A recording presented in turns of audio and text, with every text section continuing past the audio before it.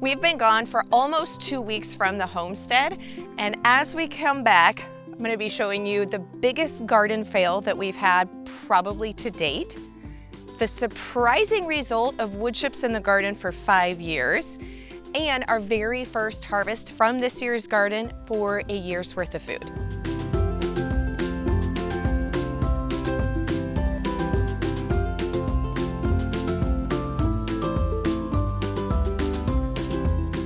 So this side of the garden has really good depth of wood chips. So we have got probably about 5 to 6 inches in different spots of wood chips on this side of the garden. So the interesting part is this was all planted the end of May. Right now we're just at the beginning part of July, so it's been about 5 weeks.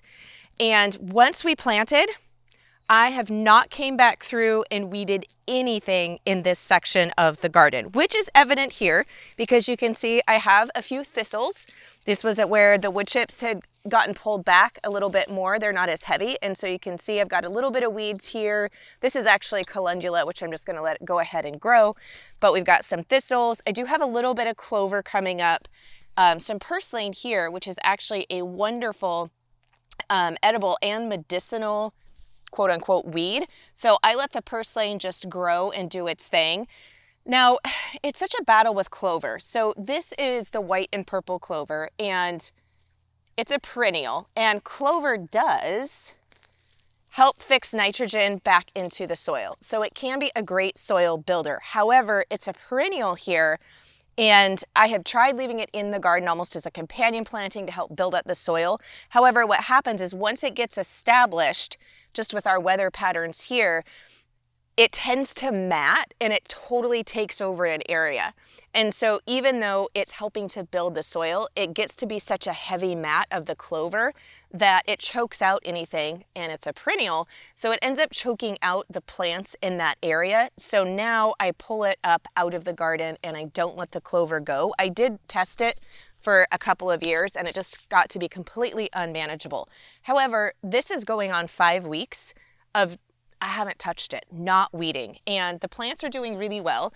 I do have back here, so this is where I've got winter squashes planted here, and I made sure that there's plenty of spacing so that it'll be vining out relatively soon. You can see I've got some blossoms here that are just starting and it's beginning to vine out. So these will vine out and cover this. But over here, this is a little bit of our earlier spring crops that we had in.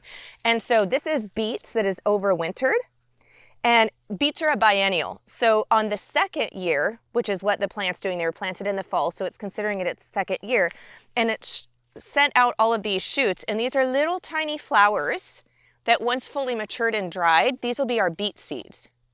So this is where you get beet seed. You have to let it go into its second year and it will shoot up all these flowers and it will create beet seed. So of course that means the beet that's still in the ground isn't really edible. But when it comes to biennials, that's how you get your seed saving. And then here we've got lovely Swiss chard. We've got some different colors here of Swiss chard. And then this is one of the areas of the last of our spring lettuce. And you can tell it's getting pretty, we've had some really hot days. This morning we're supposed to get some rain, which I'm very grateful for, but we've been like in the 80s and 90s. So this is pretty much the end of the lettuce. So I'll be harvesting the majority of this, just putting it in the fridge. If you harvest it and you put it in a bag where it stays sealed up but not wet, it will usually last in the crisper door of the fridge for at least a couple of weeks, if not more. So I'll be putting the majority of this in the fridge and just planning lots of salads to use this up over the next month.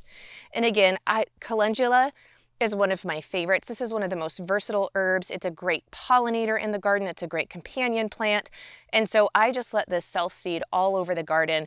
If you want to see how to harvest this and turn it into medicinal oils and different things like that, then make sure that you catch the video. We'll have it in the description below and you can go and watch that.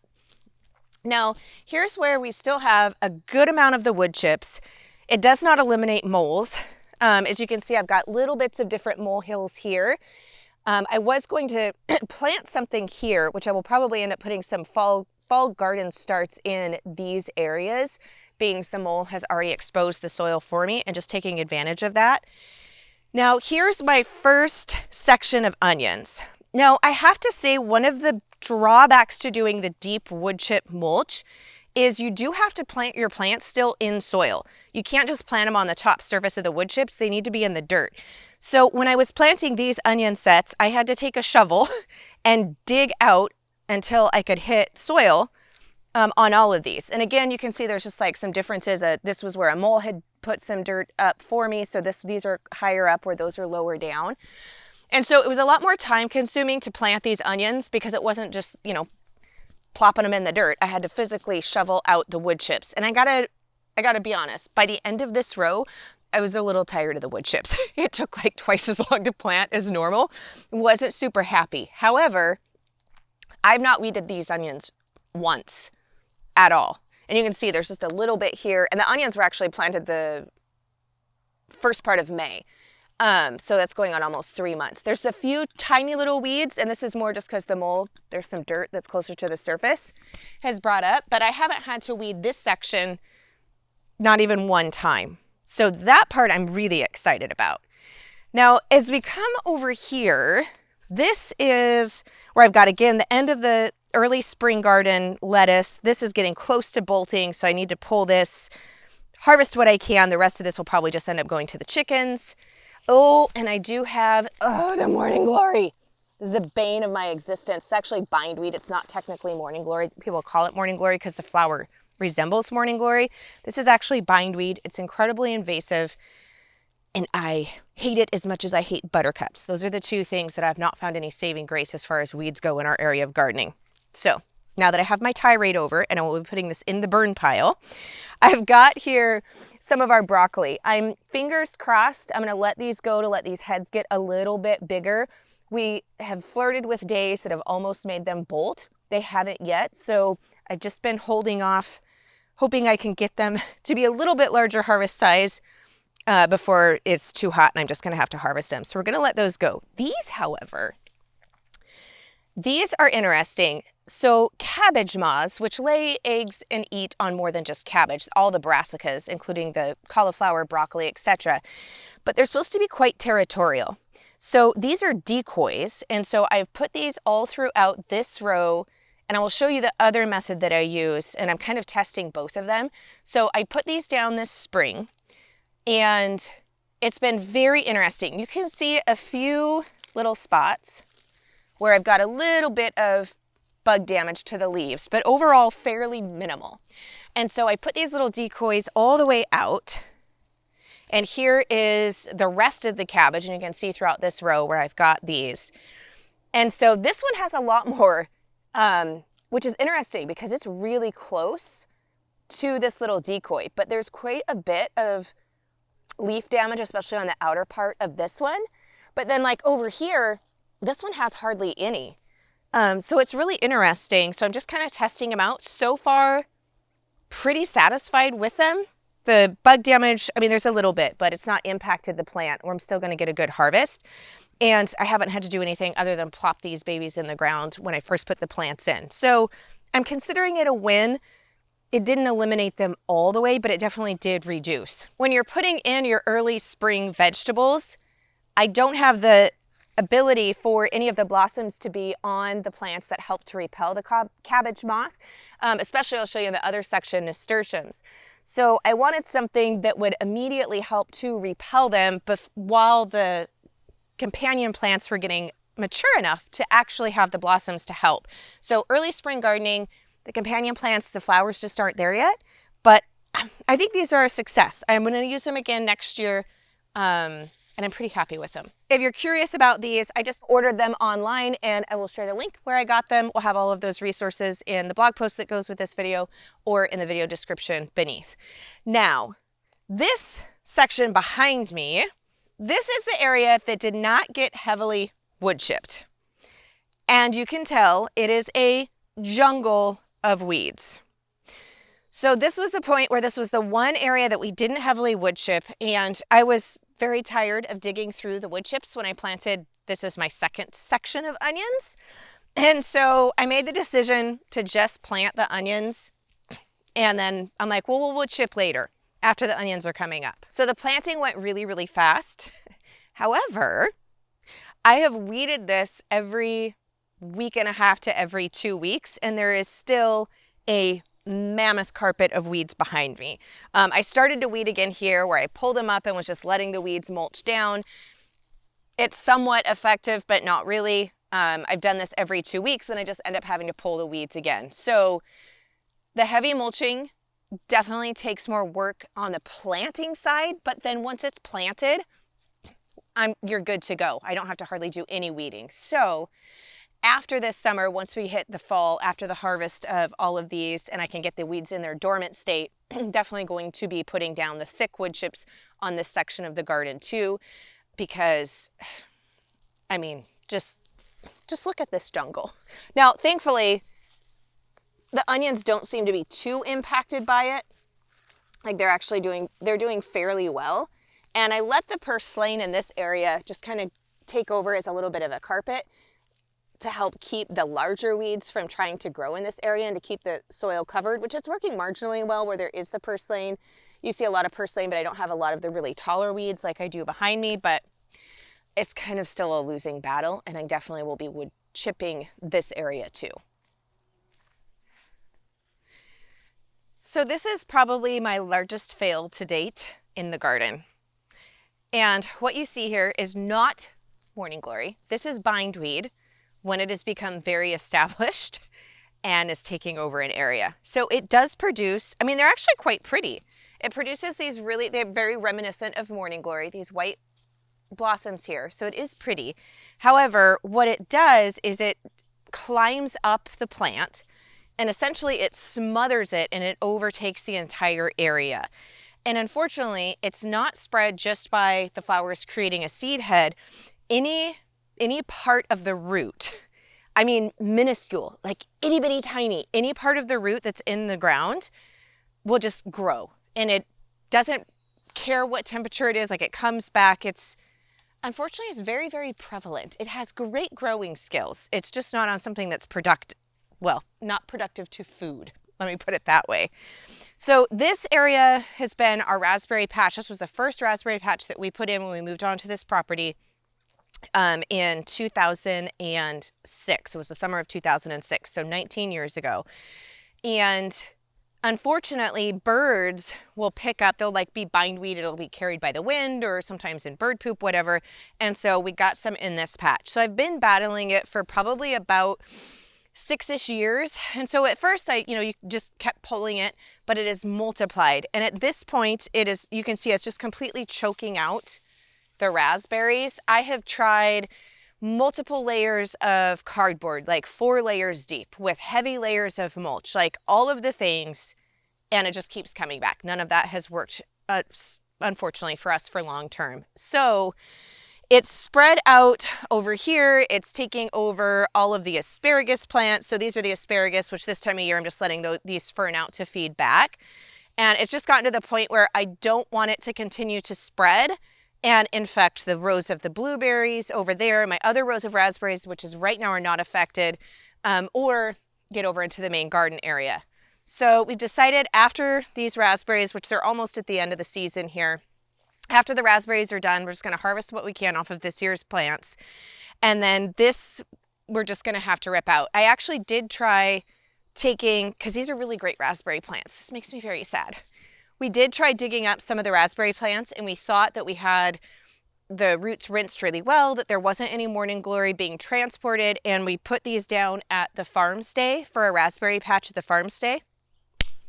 Guess what started growing with the raspberries? Bindweed. So now I have bindweed at the farm stay too. So we've realized there is no saving this section of raspberry plants. Wherever we try to transplant them, we're going to introduce morning glory, bindweed. So we're just going to completely raise this bed, as in like burn it to the ground. I'm not actually going to burn it, but we're going to chop everything down and we're just going to keep mowing this. Eventually it will weaken it as this gets chopped, and it will at least keep it from growing and spreading. So we're just going to turn this into lawn. What I'm going to try to do though is with my asparagus crowns, because I don't want to lose them. After these die back this winter I'm going to very carefully dig them up, rinse them really, really well so that there's nothing there but root, and then I'm going to plant them in a large container.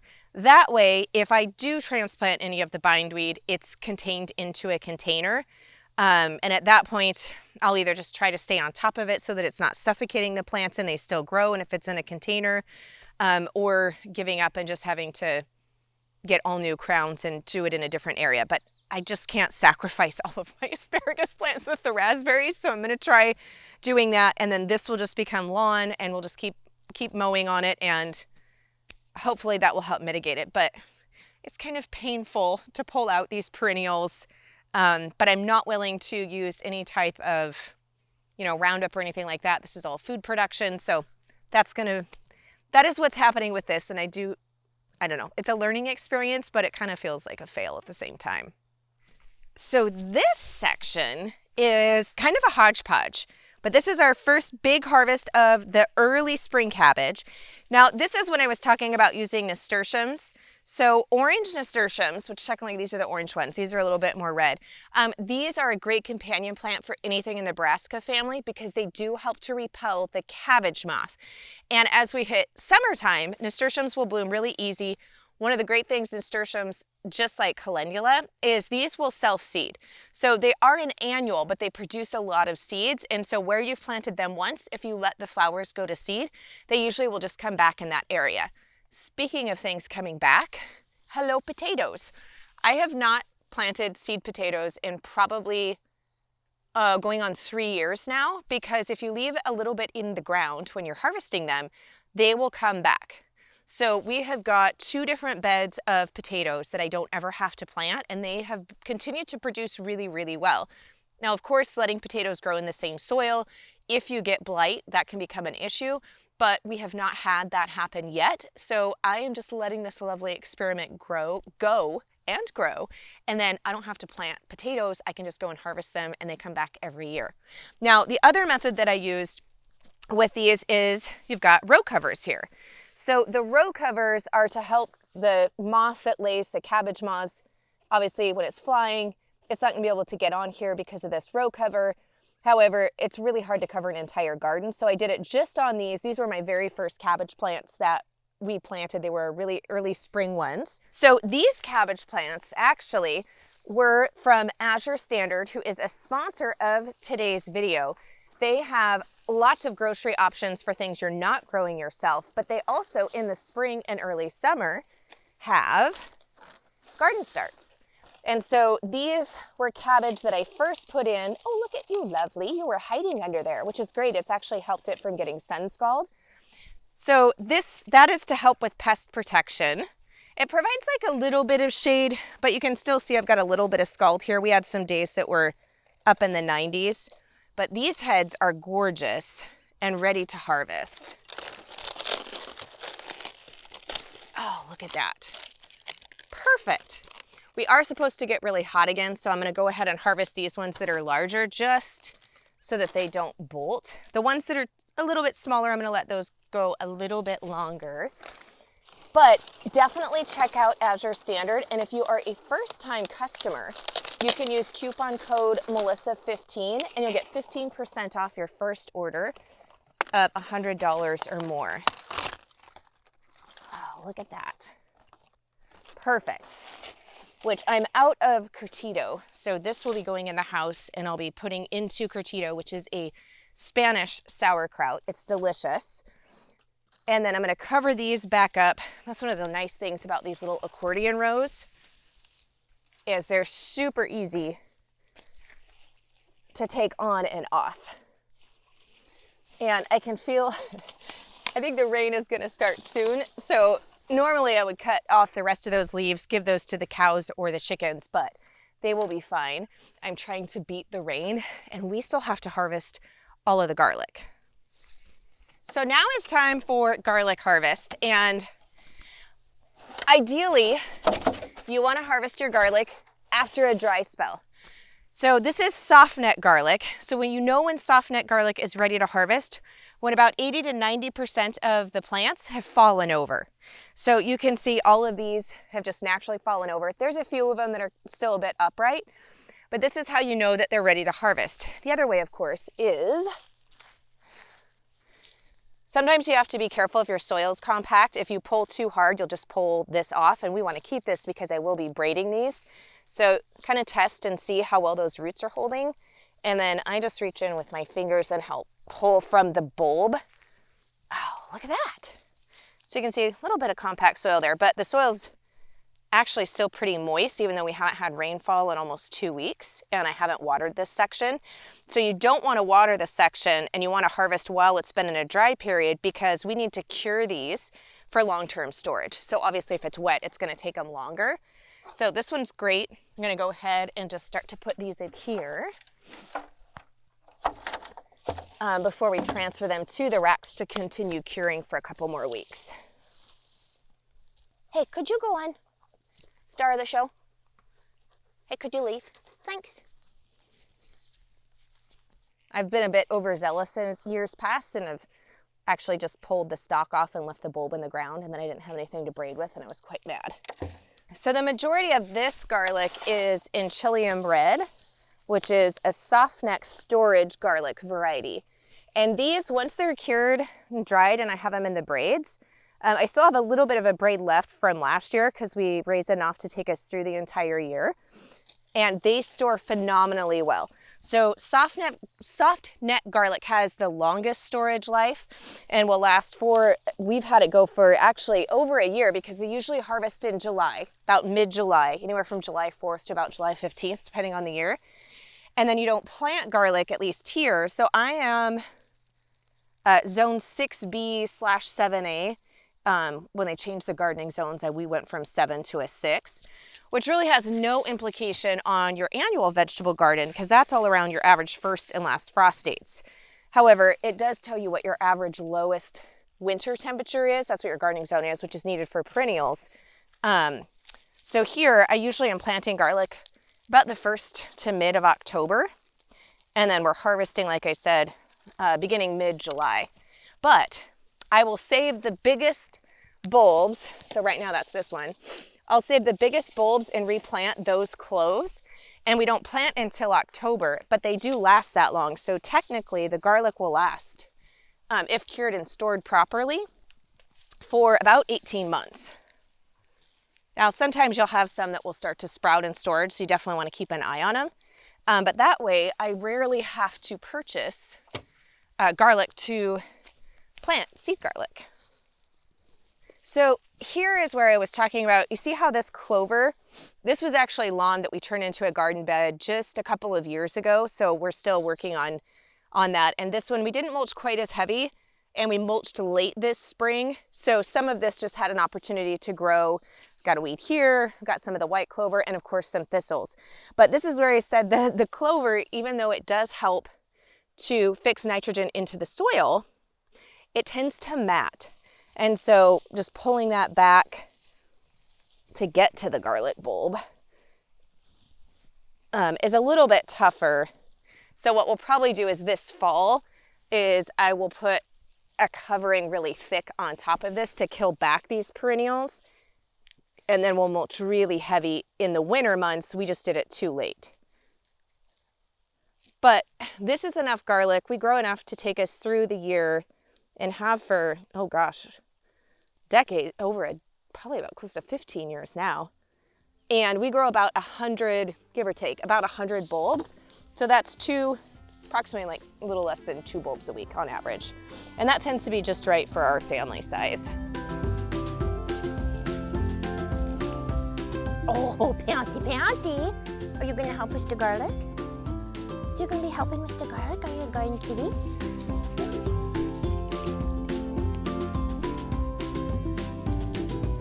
Hey, what's in there? Anything worth it?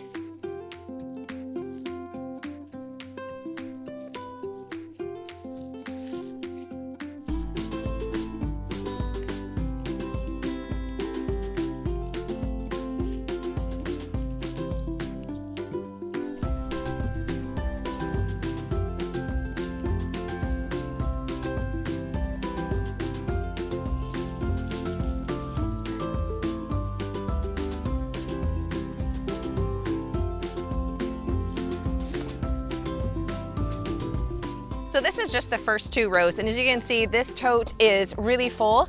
I've got a second one, and probably will end up doing it a 3rd time, but It's trying to start to sprinkle, so I'm gonna take these and get them under cover, and then hopefully it won't be raining too hard and I can come back and grab the rest of them. But you can see, this is just 2 rows. This is a massive amount of garlic. And I know you guys can't smell it, but oh my gosh, does it smell amazing right now. So of course, one of the goals with the garden is for us to raise enough food to take us through the entire year. However, there is nothing like eating fresh from the garden. This time of year, with all of the harvest and then preserving, I don't have a ton of extra time. And that is where our brand new Plated by Season magazine comes in. This is from scratch meals in 30 minutes or less. And it's divided up by season. So if you go to page 20, being I just harvested cabbage, which I am gonna be turning a good amount of that into curtido, but I will probably also be making these unstuffed cabbage rolls, which yes, is a 30-minute or less meal. You can go and grab them. We'll have the link below and get your hands on this. I'm super excited for this. It is gorgeous, but more importantly, it's gonna help us get from scratch nutritional meals on the table for ourselves and our families when we are pressed for time. I'm gonna go and get these under cover and hope that the weather holds so I can get the rest done too.